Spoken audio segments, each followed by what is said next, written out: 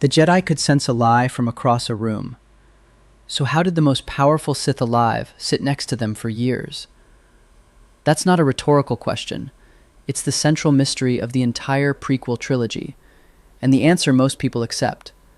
The dark side clouded their vision is technically true and almost completely useless. It describes what happened without explaining anything about how. It's like saying someone drowned because there was water.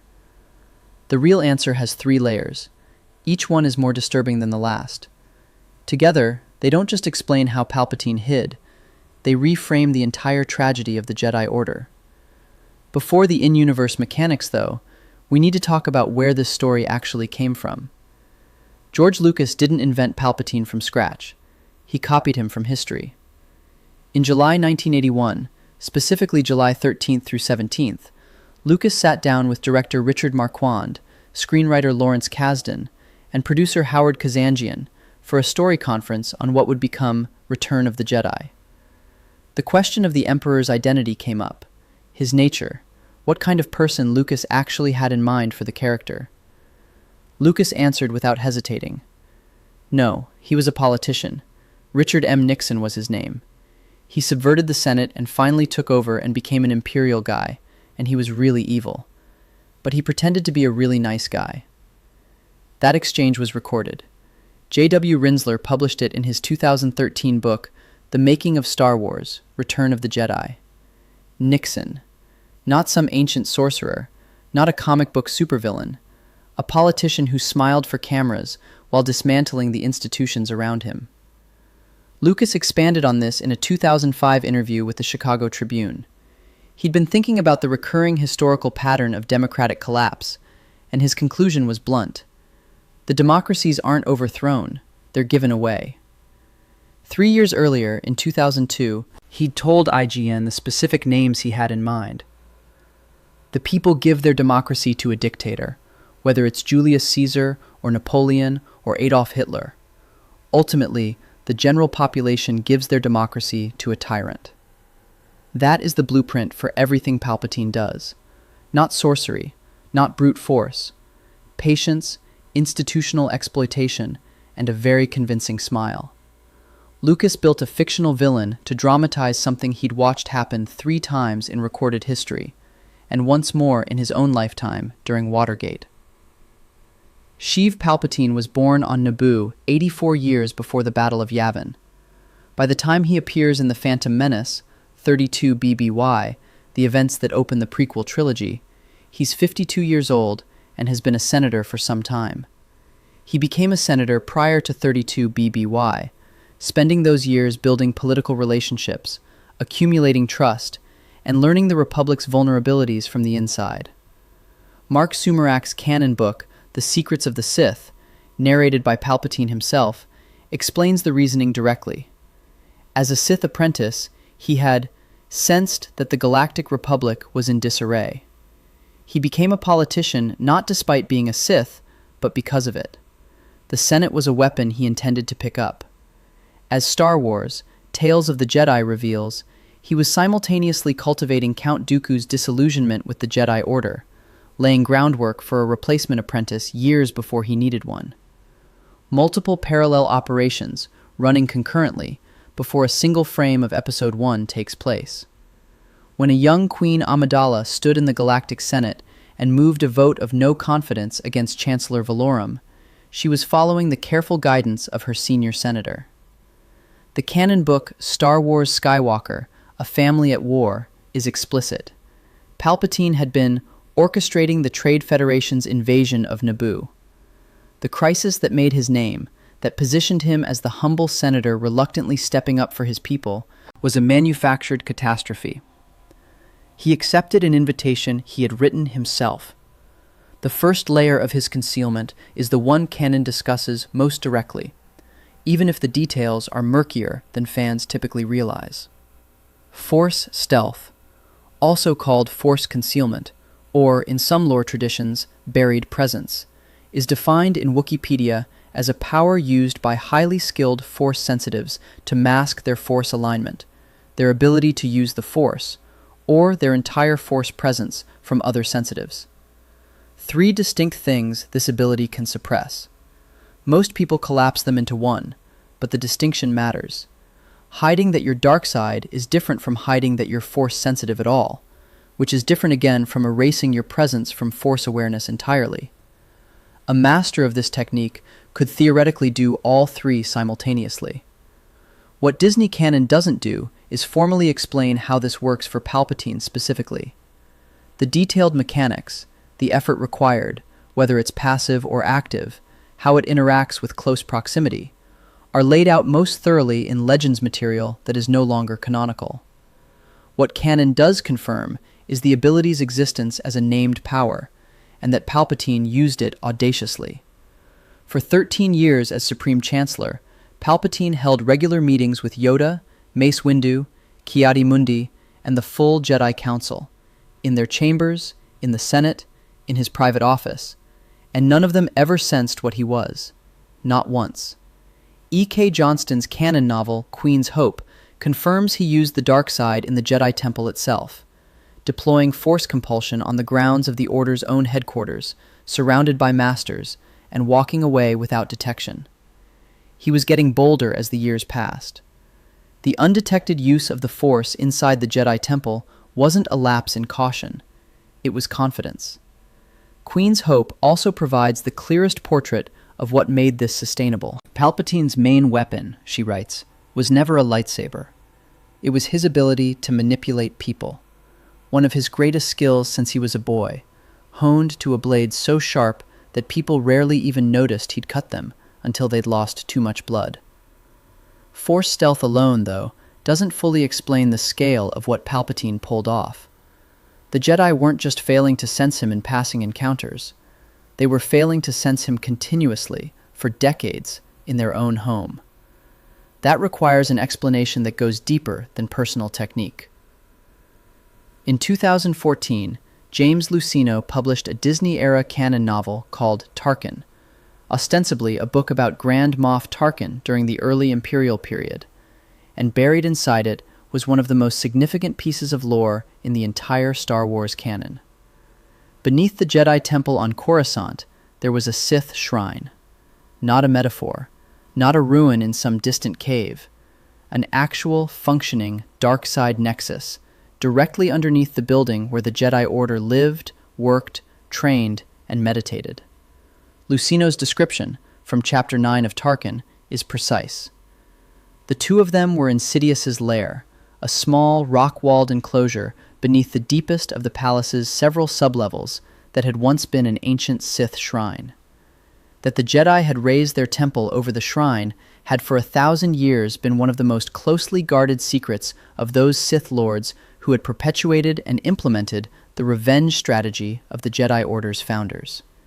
Even the most powerful of dark side adepts believed that shrines of the sort existed only on Sith worlds remote from Coruscant, and even the most powerful of the Jedi believed that the power inherent in the shrine had been neutralized and successfully capped.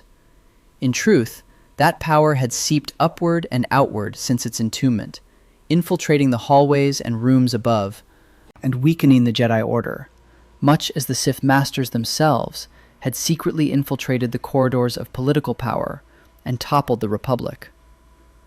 The shrine's corruption and Palpatine's political infiltration are described in the same sentence, Luceno drawing a deliberate structural parallel between what happened underground and what happened in the Senate. Two slow-moving infiltrations running on the same schedule for 1,000 years, one of rock and dark energy, one of votes and emergency powers. The Sith built the shrine on Coruscant no later than approximately 5,000 years before 14 BBY. They built it atop what had been a light-side force vergence, a naturally occurring concentration of force energy called the Sacred Spire, and corrupted it to the dark side. The Jedi, following their victory in a great war against the Sith roughly 1,000 years before the prequel trilogy begins, destroyed the physical shrine structure and deliberately built the Jedi Temple directly over its ruins. Their stated intent, documented in the Fantasy Flight game's sourcebook, Nexus of Power, was to neutralize the dark energy, to symbolically bury the Sith legacy, as the four masters who oversaw construction understood it. They failed. Lucina was asked about this directly in an Unbound Worlds interview, preserved by Star Wars fan archivists. The interviewer observed, "Your book is the first place I've seen anyone discuss the idea that the Sith shrine under the Jedi Temple was partly responsible for the clouding of the Jedi's minds during the war." Lucino's answer was specific. "It made sense to me. Cortez comes over with his army. He lays waste to the Aztec city of Tenochtitlan, and one of the first things they do is they raze the Aztec temples, and they build churches. There's a certain thinking in Mexico that the strength of those temples isn't entirely occluded by the churches that have been put on top of them." I thought, well, that's an interesting analogy for what's going on here. The Jedi tried to cap the power of this shrine, but there's leakage. It's not just Sidious. It's the power of history. It's the residue of what's left of the dark side there. The Jedi's own headquarters was poisoning them, subtly, continuously. For 1,000 years before the Clone Wars, the shrine's dark energy had been seeping upward through the foundations, infiltrating the hallways and rooms above, weakening the Order.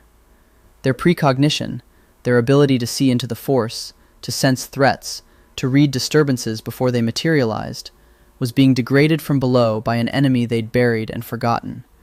The Sith line of knowledge, Darth Bane's lineage stretching back roughly 1,000 years, had kept the shrine's location as a closely guarded secret in Sith history. Individual Jedi by the prequel era had completely lost awareness of what was beneath their feet. Palpatine knew exactly what was down there. Canon sources confirm he used the shrine as a private sanctum, spending considerable time meditating in it, drawing on its dark side energy. The Tarkin novel, set approximately 5 years after Revenge of the Sith, shows Sidious still descending to the shrine from the converted Imperial Palace, the former Jedi Temple, while his droid 11-4D waits nearby. The shrine's effects on Jedi perception appear to have been environmental, a passive degradation operating constantly, regardless of what Palpatine was actively doing. He didn't need to activate it against them like a weapon. It was already running. He understood it existed, benefited from its effects, and periodically reinforced his connection to it through meditation. The Jedi, operating above an active dark side nexus for a millennium, had their most critical perceptual faculties chronically suppressed, and never knew why. Their ability to see the future was most severely affected. In Attack of the Clones, when the Jedi Council is trying to trace the origins of the mysterious clone army, Yoda tells the assembled masters, "The dark side clouds everything. Impossible to see the future is." He frames it as a general observation about the state of the galaxy, not as an emergency. The Council nods and moves on. That admission isn't Yoda being defeated. It's Yoda explaining, without realizing it, why Palpatine has been invisible to them for 30 years. The two outer layers, the Force technique and the environmental degradation, would have been insufficient without the third. This one is the hardest to discuss honestly, because it requires holding two things simultaneously: genuine sympathy for the Jedi and a clear-eyed accounting of what they got catastrophically wrong. The Jedi Order, by the time of the prequel trilogy, had simply calcified. An institution that spent 1,000 years in relative peace, embedded in political power, had slowly converted its values into dogma and its wisdom into certainty. The most vivid single illustration of this comes from the Phantom Menace, in the Jedi Council chamber on Coruscant. Qui-Gon Jinn has just returned from Tatooine and reported an encounter with a warrior he believes was Sith. The Council deliberates. Ki-Adi-Mundi, one of the Order's senior masters, delivers what clearly represents the institution's settled position. Impossible. The Sith have been extinct for a millennium. Mace Windu follows. I don't believe the Sith could have returned without us knowing. These aren't cautious men hedging their assessment. These are confident men telling Qui-Gon Jinn that his own first-hand combat experience is impossible because it contradicts what they are certain they know. The theological irony underneath this is devastating. The Jedi knew about the rule of two. Yoda himself states it at Qui-Gon's funeral. Always two there are, no more, no less, a master and an apprentice. The Rule of Two was instituted by Darth Bane approximately 1,000 years before the Phantom Menace, specifically to hide the Sith from Jedi detection. It reduced the Sith from an army that could be sensed to two individuals who could be concealed. The Jedi felt this reduction in Darkseid's signature and interpreted it as extinction. They took the success of Bane's concealment strategy as proof that there was nothing left to conceal. They had elevated the absence of evidence into evidence of absence, hardened it into doctrine over 1,000 years, and then greeted the first contradicting data point with the word impossible. Darth Bane had engineered that outcome. The Rule of Two was designed to produce exactly that institutional response, and the Jedi, through their own certainty, cooperated. The problem wasn't unique to this one failure. The Jedi's unfamiliarity with the dark side was structural. Younglings and Padawans were trained from earliest childhood to avoid the dark side entirely, never to seek it out, never to study it closely, never to expose themselves to it even academically. The result was an order with almost no internal expertise in what it was supposed to be fighting. They had no continuous dark side detection protocols running in the background. They identified threats when threats announced themselves. Palpatine never announced himself. By the Clone Wars, the problem had compounded severely. The Jedi Military Integration Act of 22 BBY officially placed the Order in command of the Republic's clone army, meaning Jedi Masters were now generals, directly subordinate to the Supreme Chancellor, executing military campaigns across the galaxy on behalf of the man who was simultaneously directing the other side of the war. They had no counterintelligence infrastructure, no compartmentalization of sensitive information, no institutional mechanism to investigate whether the executive they were serving might be their actual enemy. Mace Windu's proposal in Revenge of the Sith reveals how deep the entanglement had gone. He tells the Council they would need to take control of the Senate in order to secure a peaceful transition. The Order's most powerful warrior was contemplating a coup as a legitimate option. Yoda's response was immediate. To a dark place this line of thought could carry us. He could see it. By then, seeing it wasn't enough. Palpatine diagnosed the problem accurately and said so to Yoda's face during their duel. "Your arrogance blinds you, Master Yoda." He wasn't insulting Yoda's personal humility. He was identifying a structural feature of the institution. As individuals, the Masters were neither stupid nor cowardly. As a body, the Council was arrogant about the infallibility of the system they'd built. Certain their own perceptions were reliable, certain the Sith were gone, certain that the beloved Chancellor, who had served so helpfully for 13 years, couldn't possibly be their ancient enemy. A man who placed himself so thoroughly into the public spotlight, every Senate broadcast, every emergency address, 13 years of visible, accountable governance, was categorically unlike the Jedi's model of what a hidden Sith would look like. The Sith were supposed to be shadows. Palpatine was on every hologram in the galaxy. The more prominent he became, the less anyone looked at him closely. His behavioral camouflage deserves separate accounting, because Force techniques and dark shrines explain the mechanism of concealment, but not the duration of it. For decades, real people had to choose not to look too closely. He had to give them reasons not to. From the moment he appears in The Phantom Menace, Palpatine performs warmth with extraordinary precision. He singles out young Anakin Skywalker, a 9-year-old slave boy from Tatooine with no political value whatsoever, and takes conspicuously personal interest in him. "We will watch your career with great interest," he tells the boy, with that particular warm smile. The Secrets of the Sith makes clear this attention was deliberate from their first encounter. It never stopped. Over the following years, as Anakin grew from Padawan to Knight, Palpatine systematically mirrored every frustration the Jedi Order created. When the Council refused Anakin the rank of Master, Palpatine expressed sympathy. When the Jedi required emotional detachment, Palpatine offered understanding. When Anakin had visions of Padme dying and the Council had nothing to offer him, Palpatine told him the story of Darth Plagueis the Wise, a Sith Lord who had learned to prevent death, in a private box at the galaxy's opera house, surrounded by the soft glow of a Mon Calamari performance, framed as intimate conversation between friends rather than a temptation.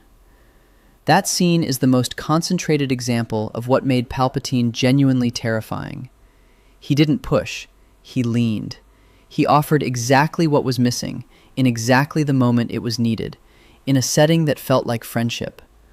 Johnston's observation in Queen's Hope, that his main weapon was his ability to manipulate people, honed to a blade so sharp that people rarely even noticed he'd cut them until they'd lost too much blood, describes this technique with more precision than a lightsaber description ever could. The Jedi saw a grandfatherly politician. Lucas saw Nixon. Both were describing the same architecture, a man who understood what people needed to believe and made himself into exactly that thing.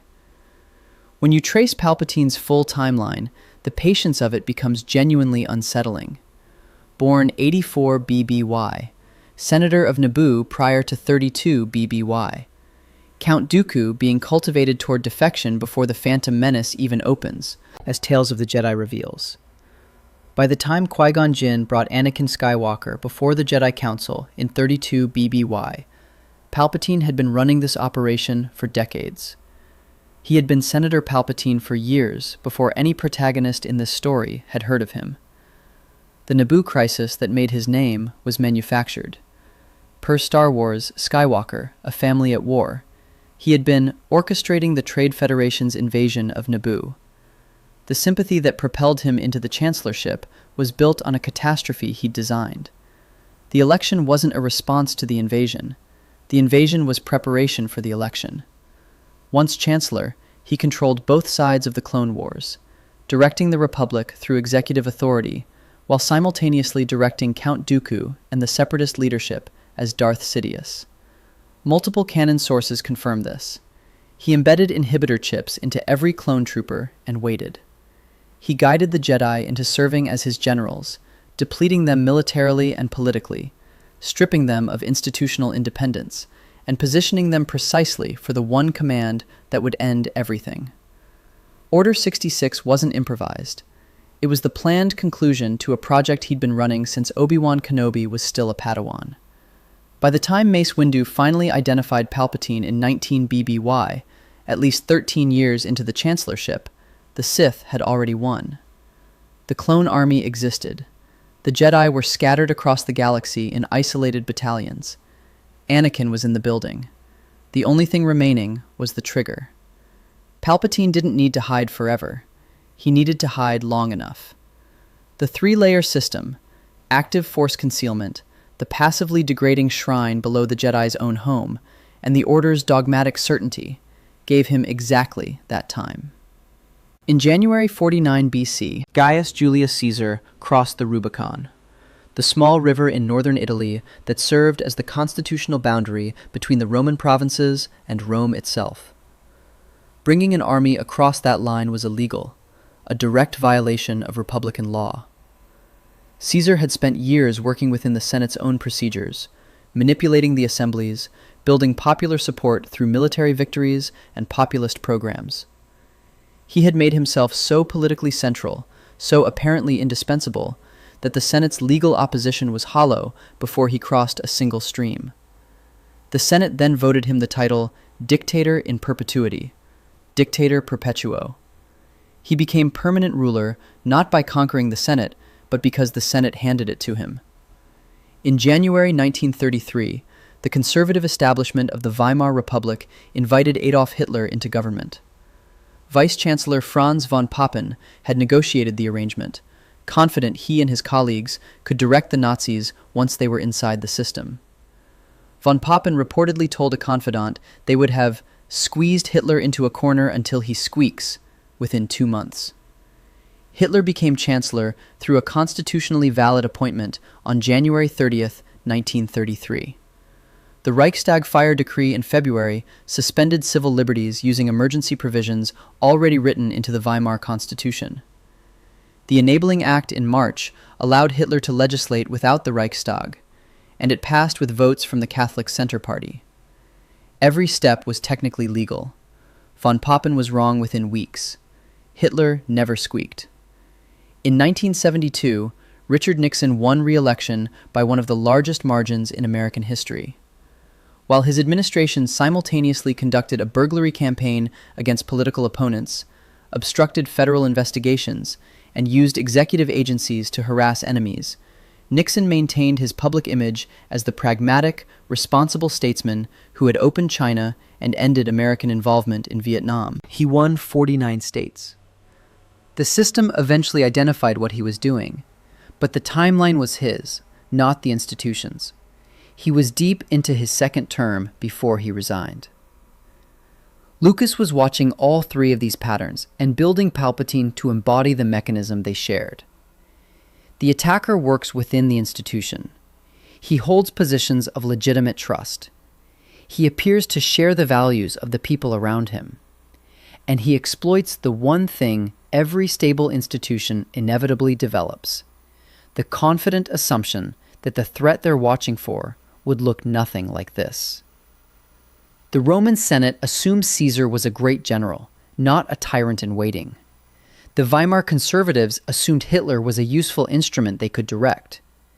The Jedi Order assumed the Sith were extinct, and that if they somehow weren't, they certainly wouldn't be the grandfatherly chancellor who had been so helpful for 13 years. Each institution was destroyed by the certainty that it couldn't be destroyed this way. After Order 66, after the Jedi Temple has been converted into the Imperial Palace, Palpatine is still going down to the shrine. He's Emperor now. The Jedi are dead. There's no operational reason to maintain the habit. But the Tarkin novel shows Sidious still meditating in that small, rock-walled enclosure beneath the deepest sublevels of what used to be the Jedi's home. His droid 11-4D waiting nearby to interrupt him. Tarkin, arriving at the Imperial Palace approximately 5 years after Revenge of the Sith, barely recognizes the building. He realizes only gradually that the structure he's walking through is the former Jedi Temple, now described as a sprawling amalgam of blockish edifices with sloping facades, the 5 original spires barely visible above the new construction. The place where the Jedi Order lived, trained, and believed they were safe has been physically dismantled and rebuilt around what it used to be. The new master sits quietly in the basement, meditating in the same dark nexus that had been weakening his enemies for 1,000 years before he needed it to. The Jedi weren't fools. That's the most important thing to understand, and the easiest thing to get wrong. They were an institution 1,000 years old that had stopped being afraid of the thing it was built to fight. They embedded themselves in a political system that slowly converted them from a monastic order into a paramilitary organization. They built their headquarters over an ancient wound in the Force that nobody remembered was still bleeding. They developed doctrines, emotional suppression, attachment prohibition, rigid hierarchy, that made their members psychologically vulnerable to exactly the kind of mentor Palpatine chose to become. None of those failures was individually fatal. Together, they were. And Palpatine understood every single one of them better than the Jedi understood themselves. That's the lesson that travels beyond Star Wars. Julius Caesar didn't destroy the Roman Republic because he was the most powerful general Rome had ever produced, though he was. He destroyed it because the Senate had so thoroughly convinced itself that the Republic was undestroyable that it had stopped maintaining the conditions that made that true. The Weimar conservatives didn't hand Germany to Hitler because they were stupid. Franz von Papen was a sophisticated political operator. They handed it over because their model of how authoritarianism arrives didn't match what was actually in front of them. Nixon got as far as he did because the system assumed anyone exercising executive authority must intend to preserve the institution it came from. The pattern, every time, is identical. Institutions built on certainty, certainty about what the threat looks like, certainty about their own perceptual reliability, certainty that things can't collapse because they haven't collapsed before, are the most vulnerable to the threat they're certain can't exist. Lucas spent years studying this pattern in historical texts, in the Watergate coverage unfolding while he wrote his first screenplay in 1973, in the fall of Rome and the rise of Nazi Germany. Then he built a villain who embodied it completely, A man who hid not because he was unusually powerful, though he was that too, but because he understood something his enemies had forgotten. The greatest danger to a flawed institution is never the force outside the walls. It's the flaw the institution mistakes for a feature. The Jedi's certainty in the Force was real. Their skill was real. Their commitment was real. Palpatine spent 30 years studying every crack in those real things, sitting quietly in their home, meditating below their feet, wearing the face of a helpful old man. He wasn't lucky. He was patient. And he understood, with the particular clarity that comes from studying how Caesar worked, and how Hitler worked, and how Nixon worked, that all you need to destroy something from the inside is enough time, and a convincing reason for the people inside it to trust you. All three of his inspirations were real. The mechanism worked in Rome, it worked in Berlin, it nearly worked in Washington. Lucas wasn't warning audiences about space wizards. He was warning them about the man in the room who seems completely harmless, who is, in fact, working very hard to seem that way. Subscribe for more stories like this.